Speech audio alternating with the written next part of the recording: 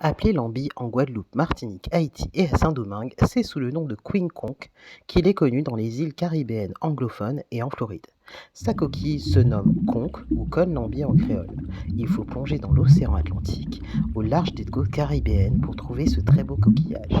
Le lambi, mollusque bivalve de grande taille, pourvu d'une coquille dorsale sertie de nacre, est parfois surnommé oreille de mer en raison de sa forme. Dès l'époque précolombienne, le lambi était multifonction. Les Arawaks puis les Caraïbes l'utilisaient dans leur vie quotidienne pour fabriquer des objets comme des couteaux, s'alimenter, communiquer. Les pêcheurs annonçaient leur arrivée en soufflant dans la conque de lambi, alors appelée Watabi Ora. Les esclaves ont perpétué ces traditions amérindiennes. La conque de lambi resta un outil de communication utilisé notamment par les nègres marrons pour annoncer des événements importants tels que naissance, mariage ou mort, mais aussi des révoltes. Le son grave produit est rauque et puissant et il peut être entendu à des kilomètres.